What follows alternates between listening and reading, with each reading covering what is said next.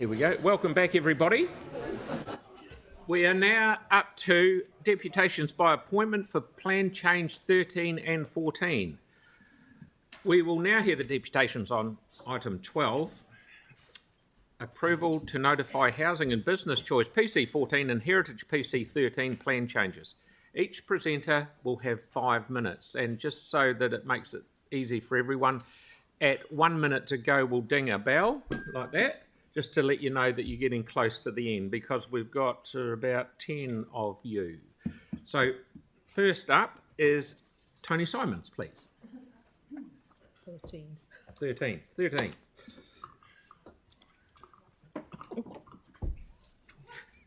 Don't worry.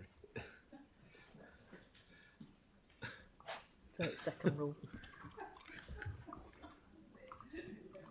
Just checking, I can advance the slides just using the space bar. Okay, thank you. Don't start the clock yet. I'm not sure whether it's good to be first up or not. If I was last, I'd be probably tempted to change what I'm going to say, but kia ora koutou, ko Tony Simons tōku ingoa. I'm the chair of the Riccarton Bush Kilmarnock Residents Association, and I'm here to talk about PC14. I speak for about 200 members in our association, and our views on this matter are probably widely shared. First of all, I'd like to say I'm in favour of densification. I'm in favour of densification that's planned. I'm in favour of densification that's done well. I'm in favour of densification that stops urban sprawl. The law says your job as council is to develop and implement a long-term plan. You are now on the verge of implementing a government-imposed plan instead, and not a very good one. In fact, a damaging one. If you vote yes today, you are no longer governors, you are government administrators. Let me deal first of all with the elephant in the room. If you do the right thing today, the minister will probably notify anyway, but you've been threatened. The lawyers have told you the Minister Henare may chuck his toys and remove all the qualifying matters, and he might in fact appoint his own hearings panel. They said the same thing last year when Phil Twyford was the minister. He's since gone. Frankly, Pēnei Henare doesn't strike me as that sort of guy. And government ministers may be wrong, but they're not stupid. Only politicians who want to lose an election would be so obviously vindictive. We need city-led densification done well and in the right places at the right time. We must not allow wholesale market-driven intensification led by developers. Yes, there are new qualifying matters. The bowl of dirt you were asked to swallow last year is now a little bit smaller. We acknowledge the positive changes that staff have proposed around sunlight, areas, access to public transport, and protection of natural and character areas, but PC14 is still a sow's ear. Take a look at the screen. This is what we have now in most of our suburbs, 2 stories. Under this plan change, 3-storey housing will be allowed everywhere except in the outer suburbs. These houses may be so close together that some will not see sun for 3 months of the year. The frost may never thaw. And it's really scary to think the market will decide where these are going to go. Popping up anywhere along both sides of Riccarton Road, up as far as Villa Maria College. In Old Riccarton, 6 stories will be allowed anywhere between Blenheim Road and all the way up to the Avon River. 6 stories will appear anywhere on both sides of Papanui Road, several blocks deep on Harewood Road and on Main North Road as far as St Bede's College. Other suburban areas will also be zoned for 6 stories as well. Our streets will be clogged with parked cars. Those of us without cars living in so-called walkable precincts may have a 20-minute walk to the supermarket, longer if we're older or not able. And so much for invigorating the CBD. These developments will suck the life out of the central business district. Your own projections are for Christchurch City to have a population of about 500,000 people in 30 years' time. This plan change will support a population of 2.5 million. In fact, according to the PC14 evaluation, it will provide enough housing capacity right now to see us right through to for the next 70 years, and we're enabling it all at once. Build them fast, build them small, build them cheap, build them ugly, build them anywhere, and maybe they will be more affordable. If no one wants to live in them, they will be. Make the right decision, please. This plan change may still get notified, but at least your integrity, your mana will remain intact, as will the vision we have for our future city. Thank you very much. Thank you. That's brilliant. So now we have. Thank you. No, I haven't got time. Well, for questions. Okay, good. Thank you. Even though you did a fantastic job and gave us. If I talk very slowly, Mark Duff, please.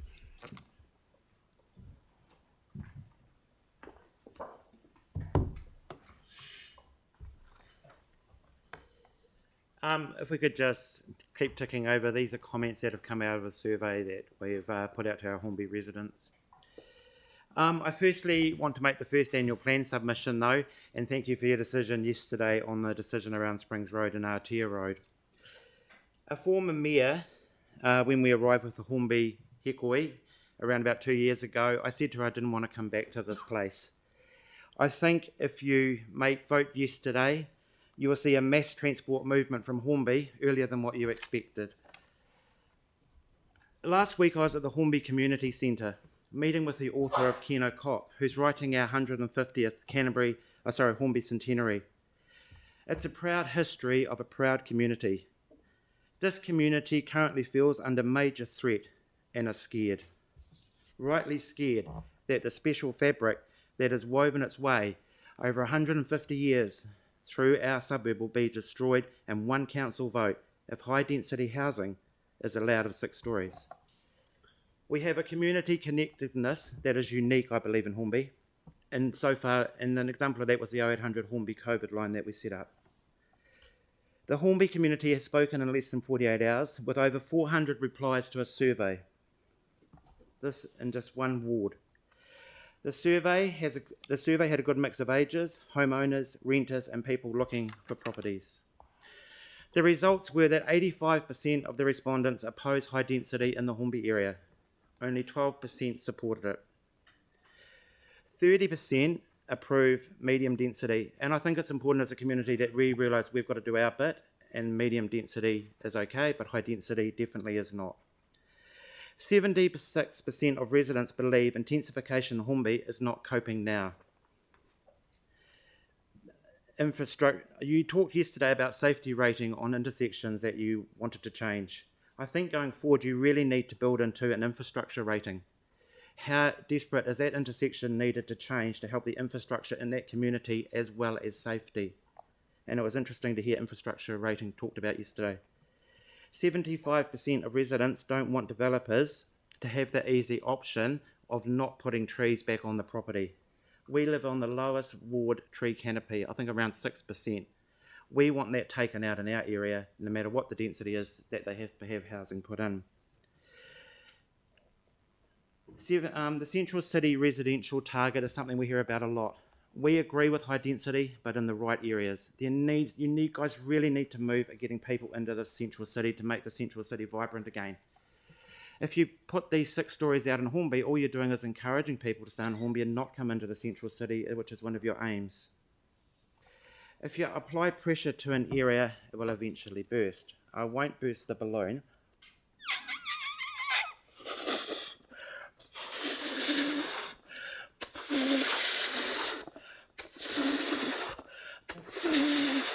But this is what you're going to do with high density housing in the Hornby area. You're going to put more and more pressure on it, and eventually this balloon will burst. So all I would say, don't pop this balloon, but let Hornby be free. Okay. We've got time for questions. Sarah? Thanks so much. I'm just wondering, the survey that you did, I think it went up just yesterday on Facebook, not a platform known for young people. What sort of age range are the people that submitted on this? It's a really good question, and it's one question that we did put into the survey for that factor, and it was a really good range across the age. The most was at 35 to 44. But we The support for the 6th story of the opposition was higher than the people looking for housing and the renters. So even they were saying they don't agree with 6th story housing. But what I think you're seeing is those ones coming behind and saying that they support medium density, but don't support high density in our area. Yeah, so one of the things that came across was equity, wipe up on Hornby kind of thing through the comments. Do you think that if we were able to spread that out more across the city rather than intensifying in those kind of areas, that might be more palatable, so you wouldn't have quite as much in Hornby to start with, and if we just spread it and made sure all of the areas had the intensification? I think what would be acceptable is the real move to get that central city into the 6 stories. It annoys me that I see these 2-3-story developments in the central city. I can see Hornby becoming the end of the ski jump, where they slow down. We're going to have this sort of ski jump finish at the end of Hornby. We've seen the massive transport plan come out, and you want to start that, but it started in Hornby again. That should be starting in Rolleston. We do not need the pressure of Rolleston people coming into Hornby to get on that mass transport. So, yeah, one of the things you said was that the 6th story wasn't going to cope because you'd have too many people in cars and the infrastructure wasn't coping. But then the mass rapid transit would get people out of their cars so that they wouldn't need it and they'd be able to get into town without them. Linking them up. We're happy, Sarah, for it to go through Hornby, but not to start in Hornby. Yeah, thank you. Time's up, but thank you very much. Very good. Thank you. Good luck.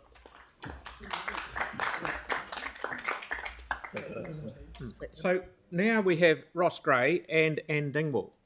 Now I will split you two up so you've got 5 minutes each, because I think you were going to run out of puff for what you had to say. Kia ora koutou katoa. Thank you, Mr. Mayor. We very much appreciate your decision. Thank you. So first of all, we'll deal with Plan Change 14, and the notes you've got, we'll just take bits from it. We won't read out the whole of the note. So, kia ora koutou katoa. We are Ross Gray and Anne Dingwall, speaking for Christchurch Civic Trust, which appreciates the opportunity to present this deputation on Plan Change 14. The Trust acknowledges that the Council has attempted a persuasive, bespoke response to the one-solution-fits-all approach from central government. However, today is not the end of the process. Given the mandatory requirement of Section 32(1)(a) of the RMA, an evaluation report required under this Act must examine the extent to which the objectives of the proposal being evaluated are the most appropriate way to achieve the purpose of the Act, and given the silence in the Council Officer's evaluation report in respect of this requirement, the Trust does not support the notification of proposed Plan Change 14 at this time. The Trust makes the following points.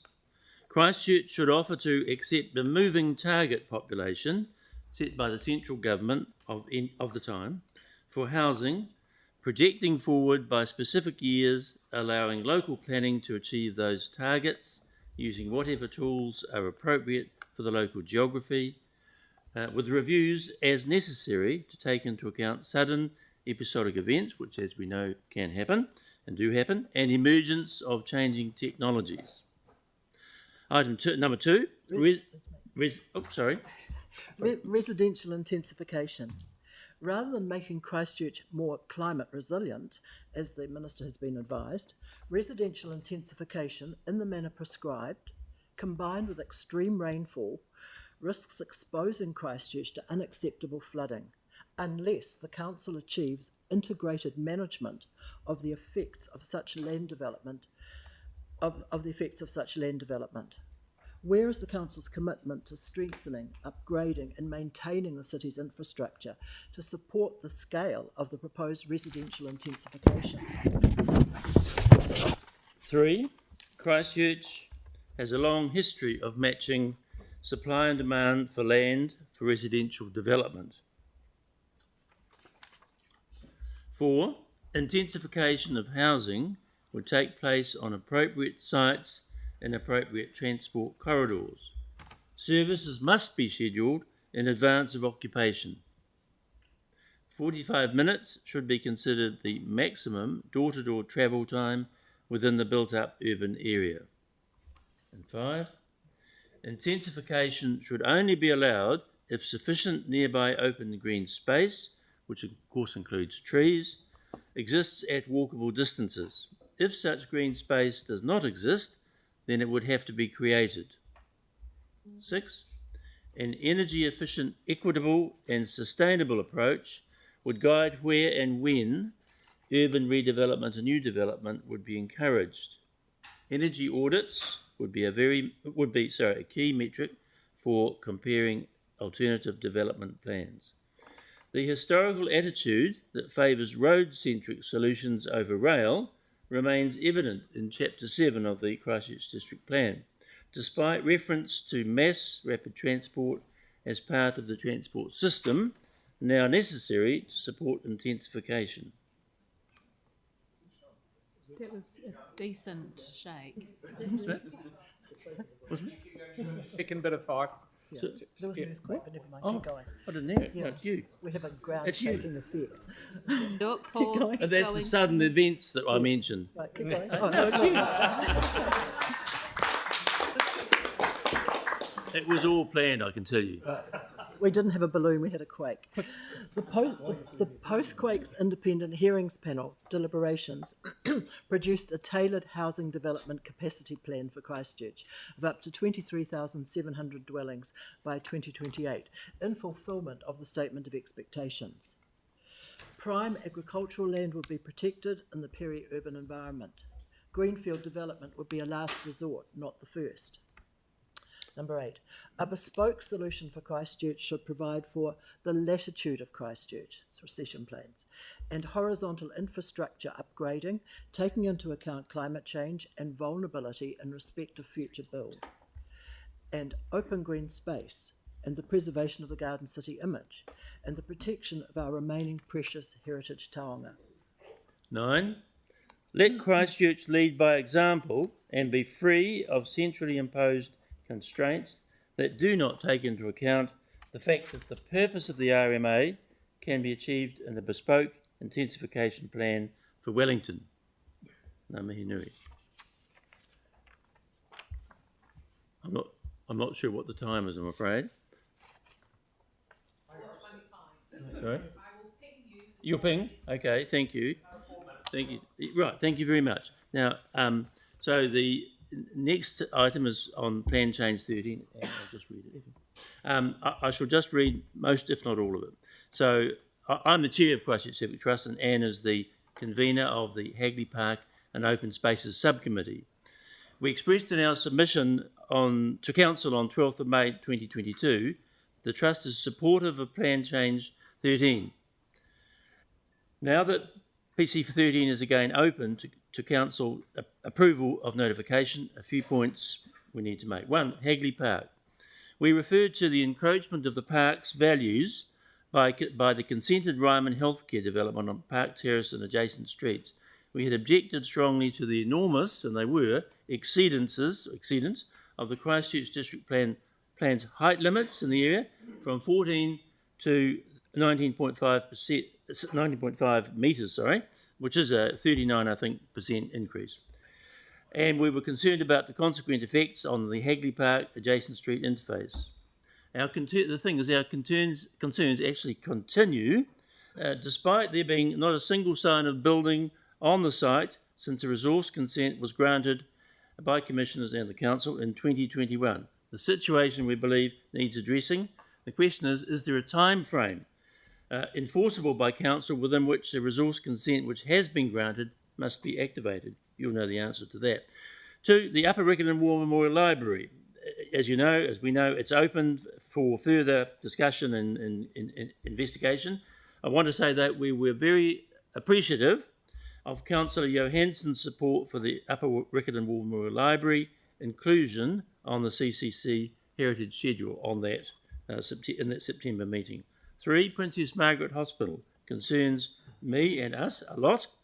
It was hoped by the Trust that PMH would be included on the same schedule, but the Council officers have decided that not enough time, so it's still a possibility that it could be included. But the thing is, it's such an important building. Apart from it being one of the few mid to later 20th century major buildings to survive the demolition from the earthquake, post-earthquakes, Think of the Christchurch railway station, that wonderful building. It offers vast potential for adaptive reuse in terms of housing, supermarket, theatre, all sorts of things, community groups, medical even.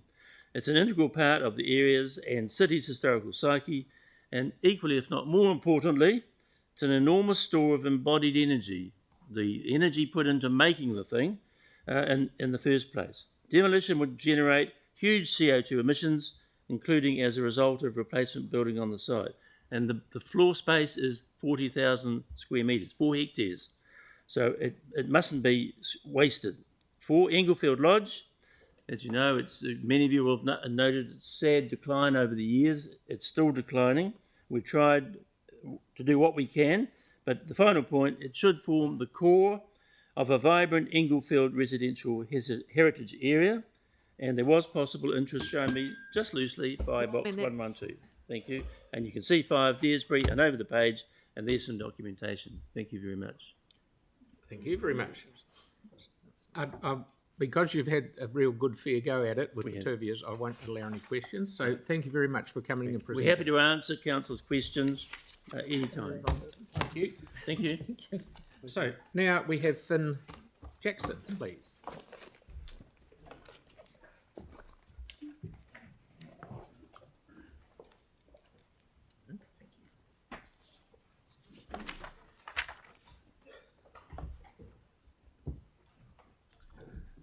Cool. Fire away, mate.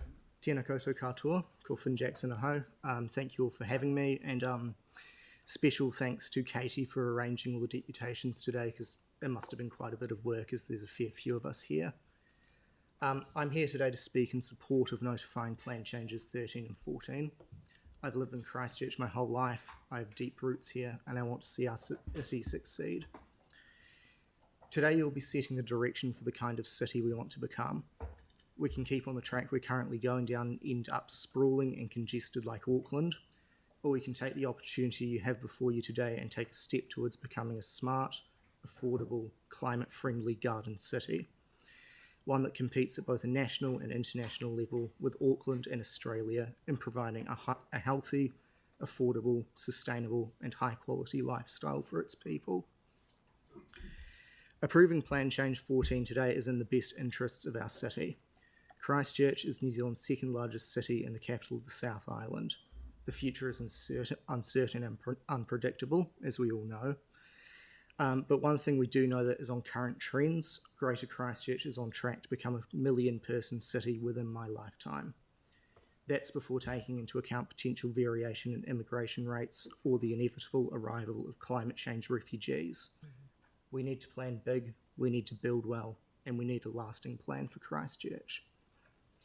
The process that kick-started this plan was instigated by our country's major political parties, who came together in recognition of their shared vision of a property-owning democracy. Since the 1990s, nothing new has really been tried in housing policy, and as a result, nothing has been able to change the long-term trends. Rising house prices, rising rents, and falling home ownership rates. The MPSUD and MDRS are designed to change these trends by recognising that the single biggest contributor to house price increases between 1978 and 2018 was insufficient housing supply caused by restrictive land use rules. New Zealand's economy is dominated by broken markets, and the housing market is no exception. Your role in this is to fill in the detail and customise the policy for the local context. The plan isn't perfect. In my mind, too much time has been spent on the sunlight qualifying matter rather than incentivising high-quality intensification. This could have been done through policies like development bonuses for energy-efficient and well-insulated housing, or for redevelopment of light industrial areas in Sydenham, or for building in ways that add to local character like the new pastel-coloured townhouses on Selwyn Street. But in general, the qualifying matters are based on solid evidence, as required, and the plan hits on some key points.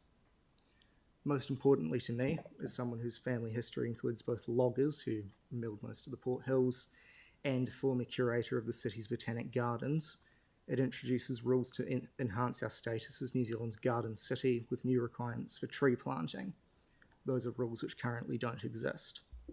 Trees are essential green infrastructure, and this will help to reduce urban heat islands and flooding, which is really important for a city heading into what often looks to be a bleak climate future. So today I'm asking you to vote yes and to put the needs of our city first, and failing that, to send the matter to a citizens' assembly. You might have read about that idea in the press yesterday. In this process, what seems to have been forgotten is the voices of those who have the least political power: the poor, renters, students, and people under a certain age. This is our home too, and Christchurch should reflect that. So let's move forward and grow our garden city. Thank you.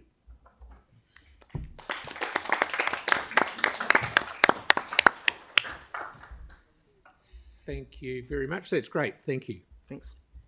Question. Oh, sorry. Question from Yanni. Sorry. Yep. Yeah, thank you. I was just wondering if you've read the Section 32 report, and if so, if you had a response to its summary that any increased enablement is unlikely to significantly improve housing affordability for entry-level homeowners and those most financially stressed, and that those issues are more complex and beyond the realm of a district plan. Because while I understand what you're saying around affordability, you've made two kind of points in your submission about saying that one of the reasons has been land constrained for development, and you've also talked about the poor, the renters, the students' voices being forgotten. But in our own assessment, we actually do acknowledge that, and we have plenty of capacity, and this plan change will not address affordability. So have you got a response to why you think what you're saying is different to what our professional advice is? Sure. Can we give it an extra minute? I would first say I'll send you the report from the Infrastructure Commission, which points to the fact that increasing housing supply will reduce house prices. Secondly, I think you need to look at Auckland. It's not just about reducing housing prices in the first instance. Upzoning after the Auckland Unitary Plan was passed has resulted in rents now being lower in real terms than they were at the time the plan was passed. For me and for a lot of people who are renting currently, that's an immediate financial benefit we can get from this. So I think that's, hopefully that answers some of your question. Thank you, Finn. That's great. We're just up to time. That's brilliant. Thank you. Glenn.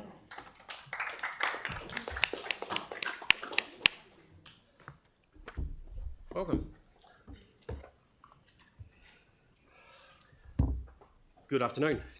My name's Glenn Murdoch. I am the chairperson of the Canterbury Westland branch of Architectural Designers New Zealand, ADNZ. So ADNZ is a national organisation representing the interests of professional architectural designers and registered architects. So more than 500 members, professional members across the country. In Canterbury Westland, we have around just over 100 professional members, and in the Canterbury Westland region, our members specify in the order of $2 billion worth of work per year. In Canterbury Westland, ADNZ professional members are heavily engaged in the development projects around multi-unit residential work. So today, I want to speak to Plan Change 14 and speak further to my letter that was sent, our letter that was sent to the Mayor and to the relevant ministers at the time in November last year. And that letter was co-signed also by the New Zealand Institute of Architects, Certified Builders and the Master Builders. So those four organisations collectively do around about $5 billion worth of work in Aotearoa per year. That letter was quite clear, and I want to reiterate our position today that we're agnostic about whether or not Plan Change 14 is notified. Our concern is not about the detail of Plan Change 14, it's about the lack of certainty that as an industry we're facing. So since 8th September last year, when the council at that time refused to notify, there's been a large amount of uncertainty. Some of our professional members have had up to 90% of their work put on hold or stopped, and that's putting our industry under extreme stress. So today I'm not advocating for a particular vote. What I'm advocating for is a decision that allows concrete rules to be put in place in a timely manner so we understand the rules that we're playing with. That's all I've got to say. Thanks. Great. Thank you very much. Sarah? So the one proposed rule, qualifying matter, that is the one that is the most uncertain, is the qualifying matter to do with sunlight. So there's the uncertainty over whether that would be in place at all at the end of the process. And is that the key one, that whether we do or not today, that you would maybe like withdrawn? Yeah, that's absolutely the one that's going to put a stop or continue to halt developments in that next year process until around about April next year, should you notify today. So yes is the answer to your question. Yeah, so it's not because it's not just the actual building; it's the actual process of designing and everything to those standards. Yeah, correct. So And I delays think everything. even if you were to notify today, then there's still a year of uncertainty, where there's submission process and we still don't know what those rules might look like come April next year. So that becomes very difficult for developers to come to designers and say, please design to these rules when that's a high level of risk. Thanks. Thank you very much. Aaron? Yeah, so hopefully you can answer. It's a riddle, and one that most people don't seem to understand is where you can already build to 6 stories or higher and stuff. Central City, quite a desirable place, billions spent on its redevelopment, amazing place to live. Why are they 2 and 3 stories? And the economics, and are we going to see a proliferation of 6-story buildings everywhere? Because if people can't afford them now in the inner city. Yeah, look, I think there's 2 questions there. Yep. The first question, I don't know the answer. Talk to the developers. I don't know why they're not building taller in the central city. Are you? I'm not a developer. Oh, but you are in the industry. Oh, if I was a developer, would I build 6 stories in the central city? I'd look pretty hard at it, yeah. But I'm not a developer. The second question you had was, sorry, remind me. Just the economics of the 6-story buildings. Why, if it made sense, if it was going to supply all this housing at a really cheap rate, people would be doing it, would they not? I suspect so. I'm not working in that field, in that 6-story field. My feeling is that the engineering costs and the construction costs make it unaffordable. But that's my feeling. Yeah. Okay, Quite helpful to know. Thank you, Aaron. Sam? Thank you for that presentation. It's really useful. So just so I'm clear, around the qualifying matter that will create the uncertainty for the year, he's sort of saying the organisation would be happy to forego the amenity value of that in order to get some certainty for the next 12 months. No, we're agnostic about what the rules are. We just want some clarity and in a timely manner. I guess I'm asking you from a professional point of view, though, based on the rules and the wider amenity implications it has, because it is effectively a solution for the city. I'm just wondering, from your professional background, do you sort of see that as a benefit? I'd say yes. Okay, thank you. That's great. Thank you very much. That's brilliant timing. Thank you. Next, we have Benny Gilling, who is on Zoom. Are you there, Benny? Yes. Hello. Welcome, mate. I'll be brief, as COVID has kept me away. Kia ora koutou, councillors. I'm here to speak to you specifically to encourage you to vote in favour of notifying the plan change. And I'm specifically going to be talking about the economics behind this. As was brought up earlier by my colleague Finn, current housing in Christchurch is unaffordable. You may have heard people complaining about daylight robbery, but what I would say is daylight robbery is a median house price in Christchurch that is more than 10 times the median income in this country. Sustainable rates would put that it should be between 3 to 5 times the median income in a year.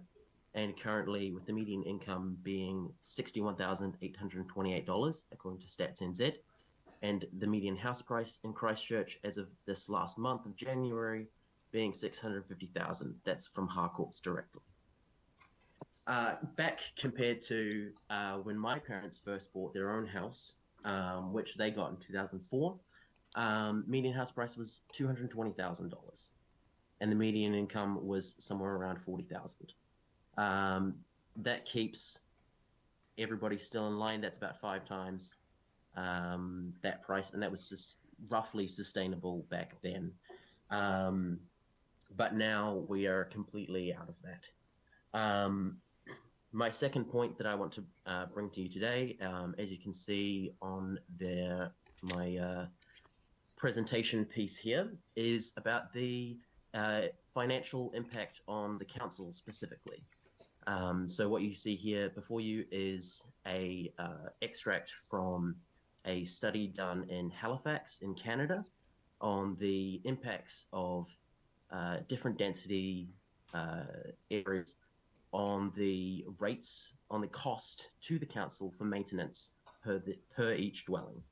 So as you can see on this one, this is an urban low density, which I have approximated to roughly represent what the majority of Christchurch currently looks like. And that comes to their $3,091 per year of maintenance costs from their council. Converted to today's currency, that comes out to about $5,333.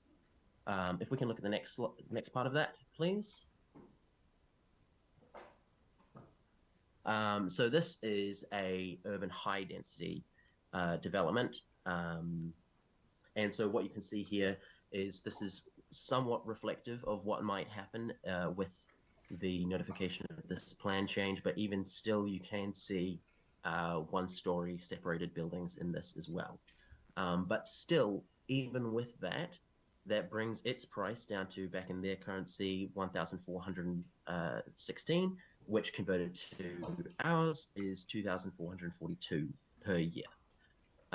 This is a significant drop in maintenance cost for the council, and this would free up finances for the council to either not have to increase rates as much going into the future, or simply to be able to increase payment in services like the transport. That's going to be a big part of shifting into our future as a city. Thank you very much. Thank you. That's very good. So, anyone got a question? With Timothy, thank you. Hey, Benny, thank you very much. I'm just looking at the second slide here in the Halifax example you've given. Just really interested with regards to the trees and the spaces between those buildings. So, I don't know if you can answer this. So, in the government's proposal that they put forward, basically 20% ground cover, you don't have to keep any trees, and distance between dwellings is, well, pretty well bugger all. But in this example, there seems to be a positive trees and lots of space between the developments. Can you comment on that at all? I can comment that this is based off of actual developments within Halifax. Okay. I can't give the exact things because I didn't do the study myself. Okay. Thank you, mate. Cheers. Thank you very much, Benny. That was very good. Thank you. So next we have Harrison McElvoy.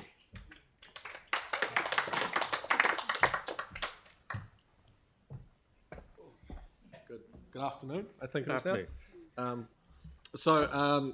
Following on from all this, I'm going to be just giving a brief kind of rundown on micro-communities and stuff. So one of the things that we see with developments is that we see sausage developments. We all know what those are. We all know the definition terminology around that. But it really is that we should be focusing PC14 more on community-oriented developments and transit-oriented development. So that's intensification development with the supportive infrastructure being built to actually manage the on-flow effects of that. So essentially, we've just had the Mass Rapid Transit Plan released, which is obviously going to go hand in hand with PC Futures going forward. And hand in hand with that is PC14, or it should be. The impacts of intensification on transport choices are that it will actually create an induced demand for increased services. In the current model, you'd be looking at an increased ridership and patronage. That obviously brings down the overhead costs of like per trip. That more revenue covers more costs, leading to a more efficient system. In future, that would also be able to look at being fairly self-sufficient at expansion, hopefully. But it is also that it reduces emissions profile and removing cars from the road. It creates a reduced number of single occupant vehicles by creating denser areas within which people will be entering and exiting from. The concentration of this infrastructure into spines and corridors also increases the efficiency of money spent on upgrades. More people use them. Things like light rail have reduced cost over busways in terms of the actual upkeep of the surfaces after the capital investment, and the reduction in people on our roads leads to a reduction in prices for road maintenance and a better It allows for a better allocation of the existing council's resources in actually maintaining roads that need maintenance. As well as that, it also creating smaller micro communities within intensified areas, it actually creates a demand for more local businesses and for, again, a further reduction in usage of vehicles. So we're looking at, many of you will have heard of the 15-minute city model coming through. That's a very well-established urban design model that's been in planning for decades. It's not the conspiracy theory that some make it out to be. It is a very sensible and rationally based urban design strategy. And it's proven that Christchurch is actually one of the cities in New Zealand that actually falls outside, almost the furthest outside of that sort of 15-minute walkable distance for major amenities. There are very few places actually that fall inside Christchurch. So what intensification can in theory do is create a demand for those amenities, whether private or publicly funded and sourced. We're talking more small businesses on corners, mixed-use developments to provide both residential and commercial opportunities within these areas, and of course the patronage to actually sustain that. But there's also onflows for mental health. In creating compact and connected micro-communities, you're essentially creating that neighbourhood and building it that your neighbours are with you. And when we're not talking sausage developments, we're talking sort of courtyard-based developments, larger scale developments now. You're building modern, up-to-code, affordable housing that's centred around amenities and focal points. You're creating a community and building that. You are giving more choice for transport options. There is a Waka Kotahi report released, I believe, a few years ago now that stipulated that the impacts of spending more than 2 hours in traffic a day have a tangible impact on the mental health of citizens in New Zealand. Removing that, creating those intensified corridors and building the infrastructure to support it is something that reduces and mitigates that effect, alongside building these modern up-to-code houses. There's talk of the qualifying sunlight matter. I would rather spend 5 months of the year in a warm, dry, healthy home than spend, what I've already done is spend 5 months of the year in a cold, damp house. This gives options for people to make more choice surrounding their accommodation. And all of these things, these positive impacts, are disproportionately focused at low economic, younger communities, migrant communities, disabled communities, all of whom currently there are multiple restrictions and access to housing in the city. There's affordability, there's accessibility, and there is just the sheer, sometimes, lack of housing available. So sometimes, as a renter, you are forced to take what is in front of you rather than what you can actually get. Increasing the housing stock increases those options. So I guess if I'm going to expand on that further, the two qualifying... Sorry, Harrison. Oh, am I out of time? Yeah, you are. But Okay. that was absolutely spot on. That was a very, very good presentation. Thank you very much. You can all read that as I walk away, but yeah.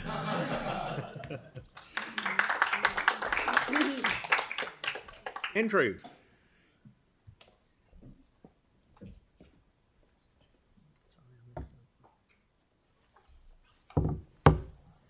Welcome. Thank you. Thank you for the opportunity of allowing me to speak to you today. By way of background, I've got an honours degree in environmental engineering from Canterbury University. I worked for this council for 5 years in its engineering and planning divisions. I went back to university, got an MBA, and then was a GJ Gardner Homes franchisee for some time. Built over 400 houses in Christchurch and North Canterbury, including right through the rebuild period. And I come before you today, though, as a developer with a hill site, completely stymied by your proposed Plan Change 14. But my background means that I'm well placed to give lucid comment on Plan Change 14 from an environmental, city planning, home building, affordability and business perspective. Unfortunately, the direction provided by Council to staff to change the previous Plan Change 14 means that Council gets a fail mark from me in all of these areas and seriously runs the risk that the Minister will now use his call-in powers to decide what Christchurch will get. To assert that building apartments on the hill is inappropriate because of poor public transport is kind of like saying you can't do a subdivision here because there's no power there yet. We don't do that because we know that we can add the power in later, just like we can easily improve public transport later. The roads already exist. It's very easy to add more bus services and increase their reach. My proposed development site has a bus stop right outside the door. The buses come approximately every 30 minutes. If that's no good, you can get in the car, drive down the hill, and at the bottom there's buses that come every 10 to 15 minutes. This isn't poorly serviced, it's great. As a Hill resident, I often use bus services and I'm happy to do so. The press article that was in 24 February notes that about 44% of Christchurch's residential lots are excluded from densifying because they're on the hill.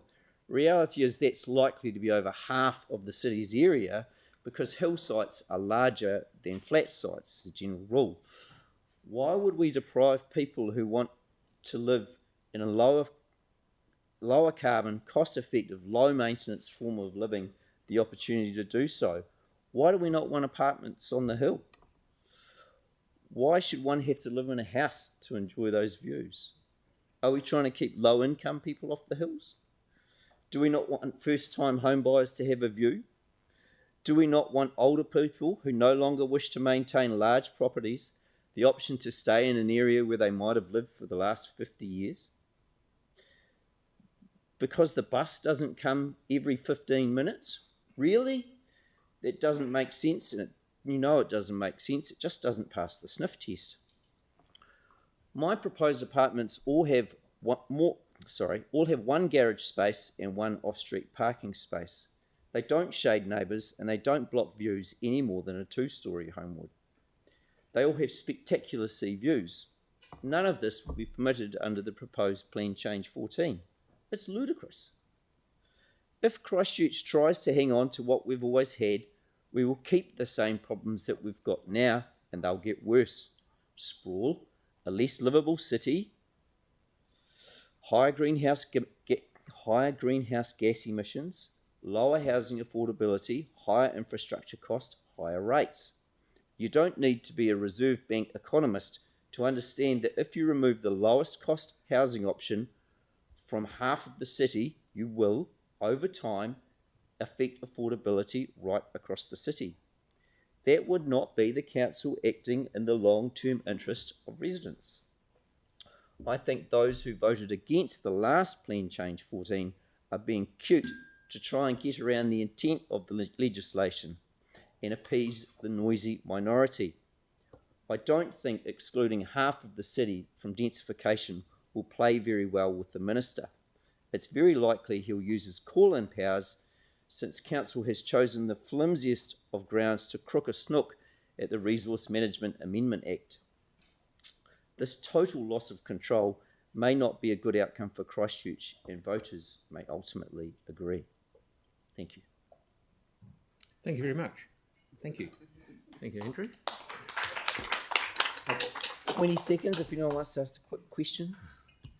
No, you must have done a fantastic job because no one wants to talk to you. Thank you. Now we've got Helen, who was here in her own right, not as the ComBoard chair, just to put that across. Sorry about this. You're right. Right.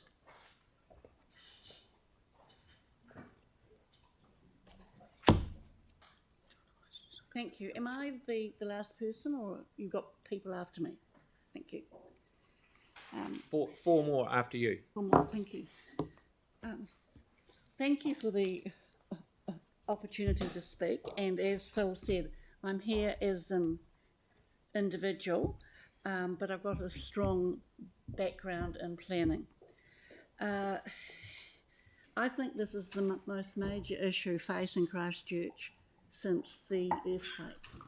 It's a huge task you have because it's one that's been put on you. You haven't developed it yourself, and I believe if this goes through, or even some modification of this goes through, it'll transform Christchurch in a negative way, which will be very hard to pull back. I just want to talk on two issues in Riccarton. This is the area where I live, and I appreciate that the staff have gone to great lengths to bring in Riccarton House and Bush as a qualifying matter. I just want to say that I don't think they've gone as far enough in zoning as I would have wished. So a number of us will argue this in front of the hearings panel.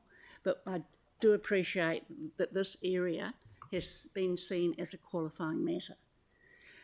The second issue is a much more macro issue.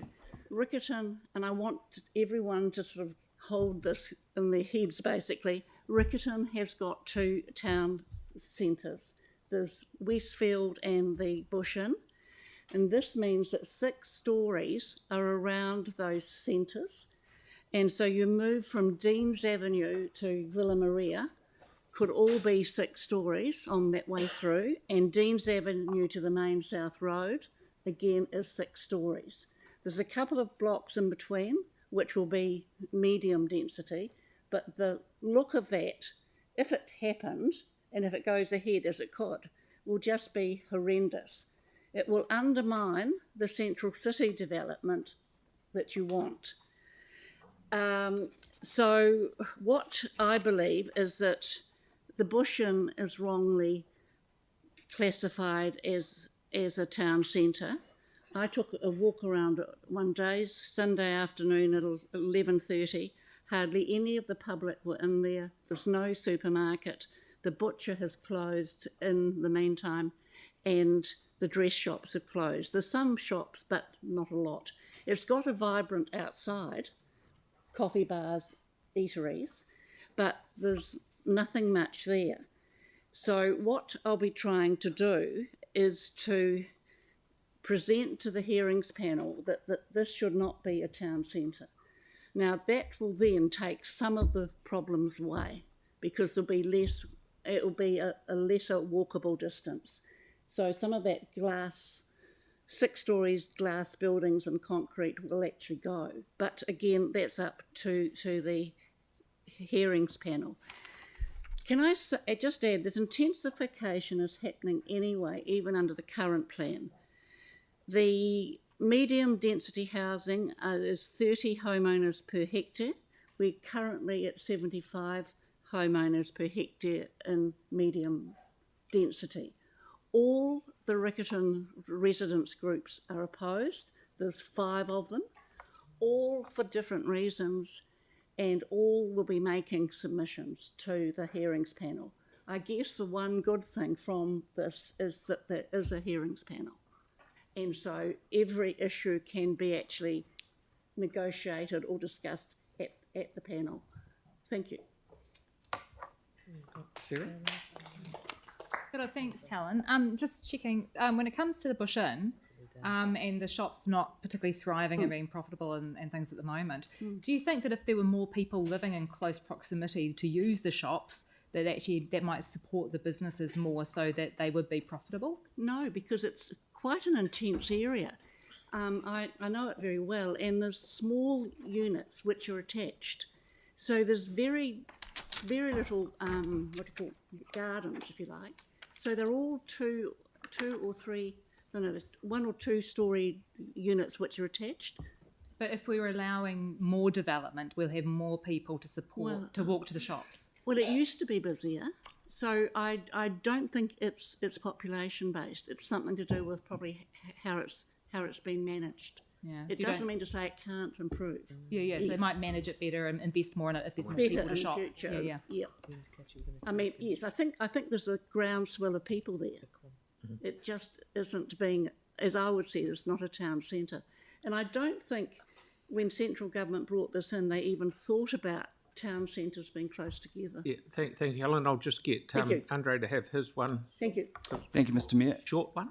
Yeah, absolutely. The Bush Inn Centre is more than 50 stores. Church Corner Shops is more than 20, plus there's a supermarket. It's talking over 70 retail spaces. What would define a town centre more than that?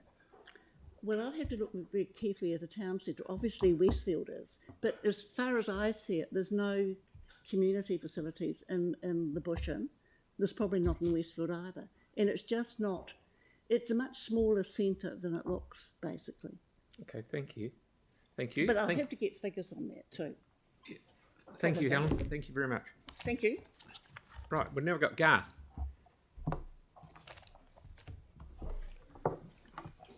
On behalf of the Central Riccarton Residents Association.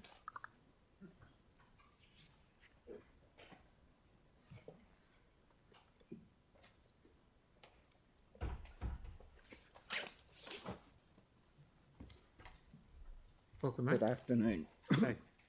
Last year, I sat in this room, as many of you did, and listened to 30 minutes of dire warnings of what would happen if councillors voted no.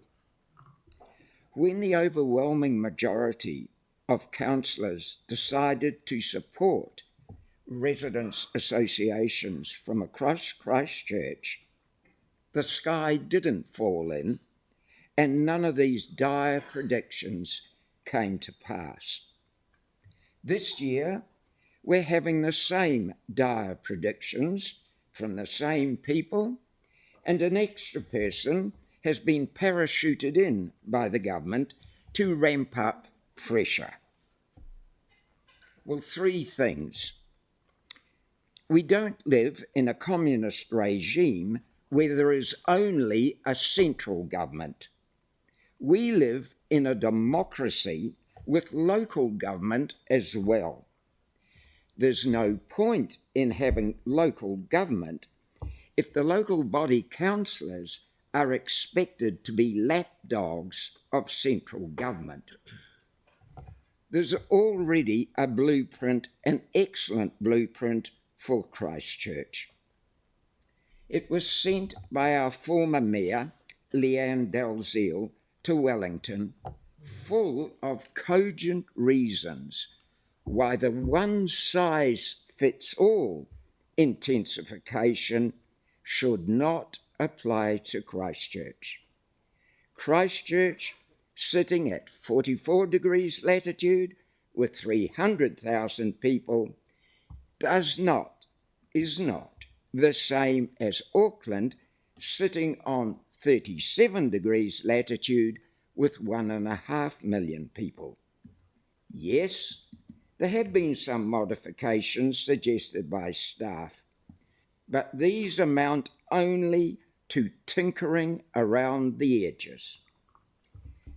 The solution's clear. Send Mayor Dalziel's letter to the Prime Minister and ask him to read and reflect on its contents. The present Prime Minister does not strike us as a person politically suicidal with a general election 6 months away. He's already stated openly he's open to discussion on Three Waters. He can be equally open to discussions around housing intensification. Meanwhile, the so-called developers are in a frenzy in our area. It's rather like the old gold rush days in central Otago. They see the opportunity to make themselves a fortune, irrespective of what the impact they're being allowed to do has on the neighbourhood. They're being allowed currently to get away with projects that are only mainly compliant. It seems to us that resource consent is in the pockets of developers. And where are the planners in Christchurch? The only planning seems to be done by developers who can choose what sort of building they have in the neighbourhood that's cheapest for them. We in central Riccarton live in an already over-intensified medium density area. The infrastructure cannot cope. Unless you live in this situation, You have no idea of the impact this madcap construction frenzy is having on residents' physical and mental health. And it's only set to get worse. Finally, a question. A few years ago, this council proclaimed itself a climate emergency council. And the question is this: how come a Russian can come to this country and chop down a whole urban forest in Clyde Road, close to the Riccarton Road intersection, and this Climate Emergency Council did nothing to prevent this happening, or even try to prevent it happening? Thank you, Garth. That's good.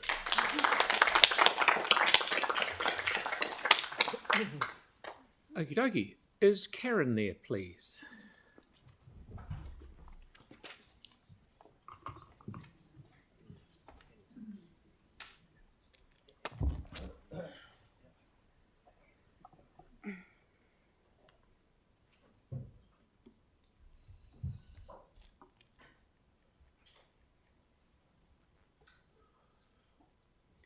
Good afternoon. Good afternoon.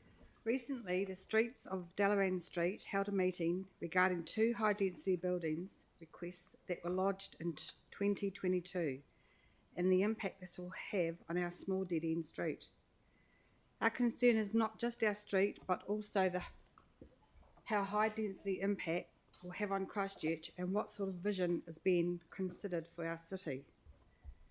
Concerns were raised as far back as 1925 about the lack of drainage services that were not being future-proofed for the growth of the rural living to urban living and the new building changes that were happening.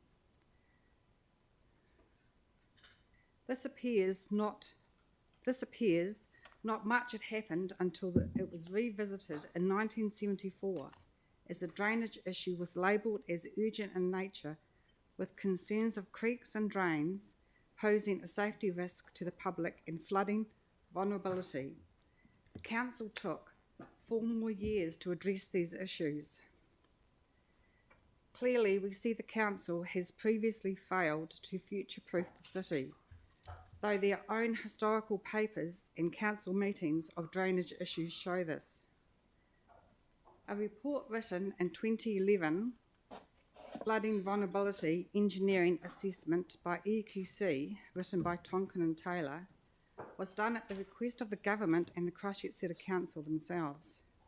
We asked the government and the Christchurch City Council revisit and review the impact of the high-density building that is happening in Christchurch, that is putting us all at risk once again. These large concrete parking bays will have an effect on the land of the interflow runoff of flooding in surrounding areas and properties.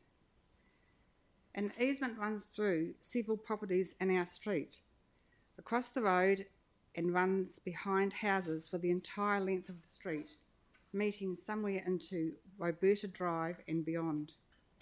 This is named Wilderness Creek. That creek runs under and close to properties of the proposed applications that have been lodged as set out in the EQC papers, IFV papers.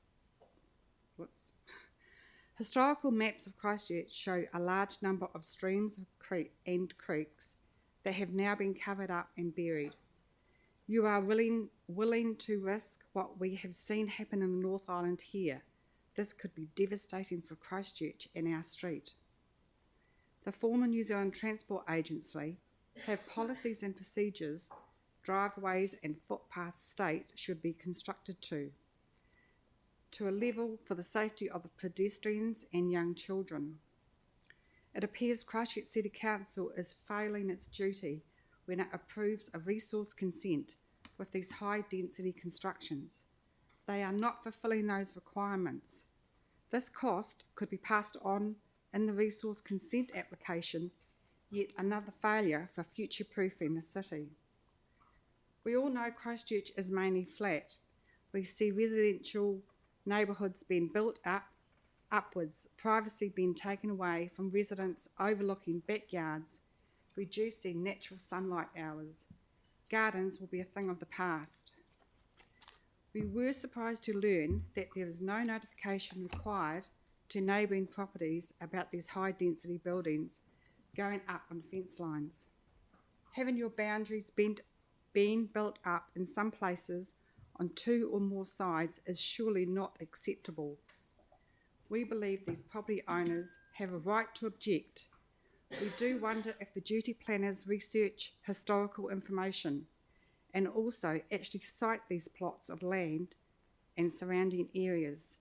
Are they suitable to build these in that location for the benefit of the suburb? Who will pay for the devaluing of these boxed-in landowners? Would you, as a landowner, want this around your plot of paradise? Surely the earthquakes have taught you something. You struggled with the reconstruction and rebuild of the underground services back then. One of the pending resources consents is a 6-unit, 5 of which are 4 bedrooms and 1 is 2 bedrooms. This could be expected to have 22 persons living, with the potential up to 44 persons.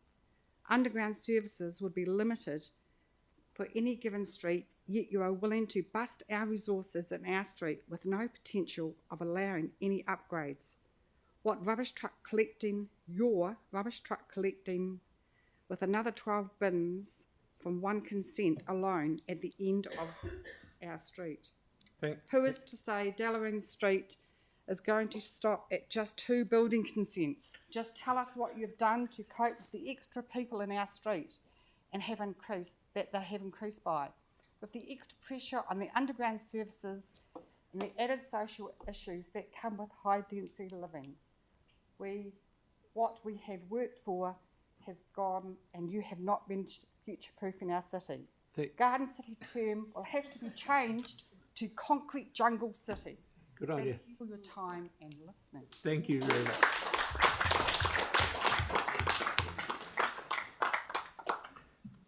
Jocelyn, welcome. Thank you. Mayor and councillors. Yesterday, on page 21 of the press, there was an article by Tom Logan, a senior lecturer at the University of Canterbury. The title of the article was "Density Can Bring Our Visions to Life." A photo of Copenhagen accompanied his article.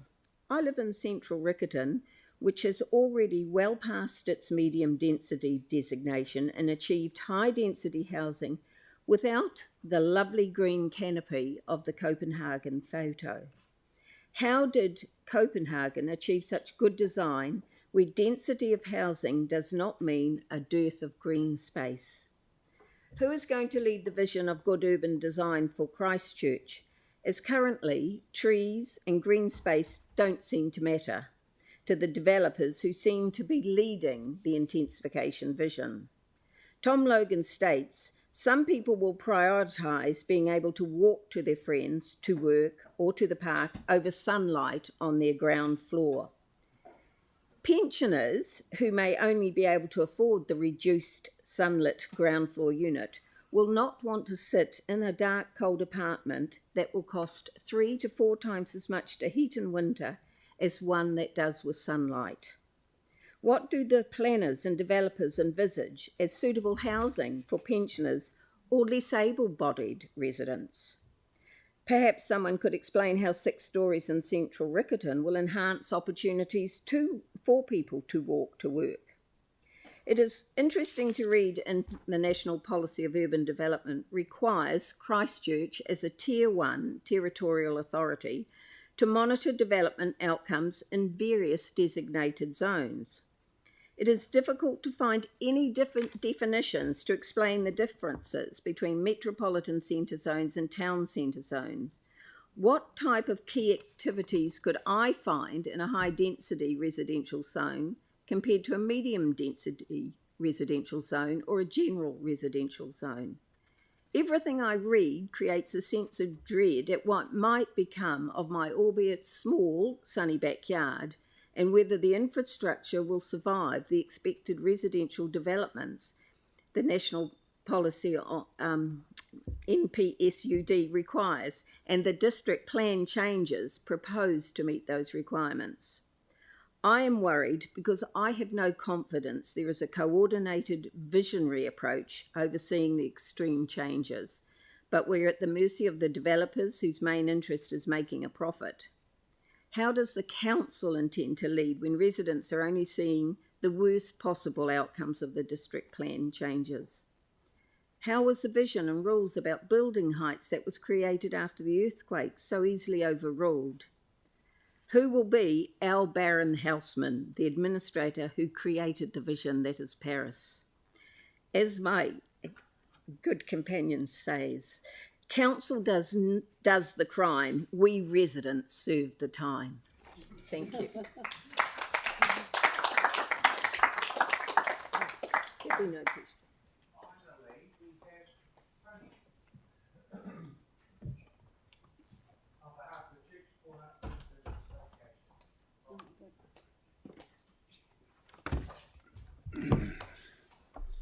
Afternoon, councillors, Mr. Mayor. Thank you for allowing me to speak.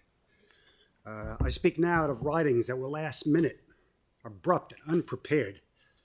When I heard the call, the need of my community to speak on their behalf, I stayed up late last night and penned what I'm currently writing, or speaking, writing last night. Let it be known that if you read the papers, you may recognize me, having last year suffered a brain injury through an attack by an unknown assailant. Last week, I went under the knife for a hernia repair. And as of this morning, I went under the needle for a blood infusion. But I am here because my community asked me to. To introduce myself, because I'm not the Hollywood star I try to convince my wife I am, my name is Tony Ryder.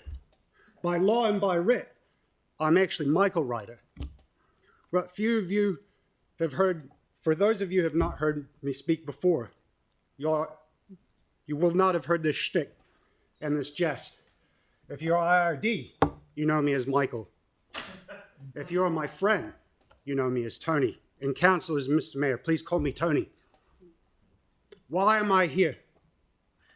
It'd be easy to say to you that I am here because I am co-chair for the Church Corners Residents Association. And it would be easy for me to say that I am here as a citizen of Christchurch. What is not easy for me to say is that I am here because I am scared of PC14, and so are the people that I represent. I grew up in intensive housing. I grew up where our lifestyle was a gasp of air because we had no room to breathe. The best intentions of an easy way to utilize land and address housing needs became known as one of the worst housing complexes in the United States.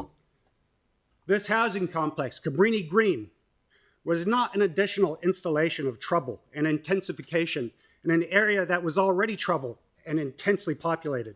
In fact, it was nicely dotted, not far from the center city, with nice middle-class, dare we say, gentrified areas nearby. They had nearby facilities, medical, public transport. It was all part of the consideration when Cabrini Green was greenlighted. But it didn't work. The design failed, and it was poorly planned. And ultimately, it caused harm to its residents. I came to New Zealand in 1998, and in 2023 I remain. In my time living in Christchurch, there have been many events of significance that have caused us all grief and pain and hopelessness. But we are Christchurch strong. That is you, that is me, and that is the people we represent. Let it be known now that these very notes show we are Christchurch strong. We have endured many obstacles, obstructions, obfuscations. We remain. The character, the life that drives our city, relies on a measured approach to where, what, and how we are. It is our kindness, our spirit, and our ability to take a collective deep breath for the greater good that keeps us healthy and strong. Plan Change 14 is proposing battery farm citizens. It is proposing a future of landscape where the most houses per square meter is priority. There is no benefit for persons to be within a condensed cage of housing that provides housing for the sake of housing. In the thesis written by Paige Fernandez, A Compact Community, she studies high-density housing in Auckland. She states that her research shows there is acceptance of affordable and intensified housing as long as it is well designed. In the thesis written by Joshua Campbell-Tai, Room to Breathe, he studies medium density housing in Christchurch. He writes that he hopes his research seeks to avoid serious issues that can suffocate cities where expansion is poorly planned. We can continue looking at the research. It all says this: plan and design. How can we agree to Plan Change 14 when it is not specifically for Christchurch? How can we agree to Plan Change 14 when we are relinquishing the reins for the design? The council has said no before, and I ask you to say no again. Christchurch strong. Thank you.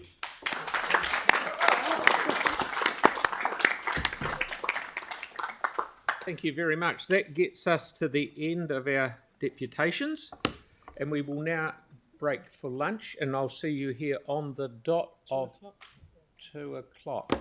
So we'll go a bit earlier than 2:15. 2 o'clock.